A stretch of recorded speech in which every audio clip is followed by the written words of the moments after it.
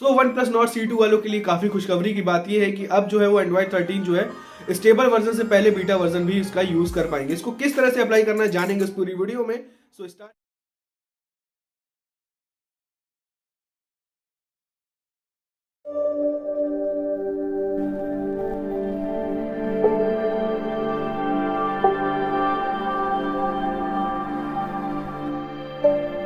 सीधे स्क्रीन की तरफ और आप लोग को दिखाएंगे किस तरह से आप अपने नॉट C2 में Android 13 बीटा वर्जन के लिए अप्लाई कर पाएंगे और जो इसके बाद जो है उसका यूज़ कर पाएंगे।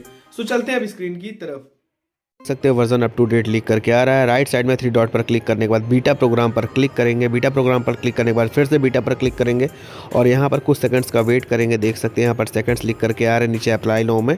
सो यहाँ पर थोड़ी देर के लिए वेट करेंगे अप्लाई नाउ के लिए और यहाँ पर देख सकते हैं सेकंड जो है पूरे हो चुके हैं और अप्लाई नाउ का ऑप्शन आ गया ग्रीन कलर का। इसके बाद यहाँ पर ऊपर इन्फॉर्मेशन आ रही है ऑक्सीजन OS 13 का बीटा वर्जन की, तो यहाँ पर आप पढ़ सकते हैं टर्म्स एंड कंडीशन। इसके बाद जो है मोबाइल नंबर जो है यहाँ पर एंटर करने के लिए दे रहा है, तो अपना मोबाइल नंबर एंटर कर देंगे। उसके बाद सिंपली जो है आप यहाँ पर एंटर करने के बाद मोबाइल नंबर को टर्म्स एंड कंडीशन जो दी है उसको सबमिट कर देंगे। सबमिट करने के बाद एप्लीकेशन सबमिटेड आ जाएगा और लिख के आ रहा है योर एप्लीकेशन वॉज सक्सेसफुल।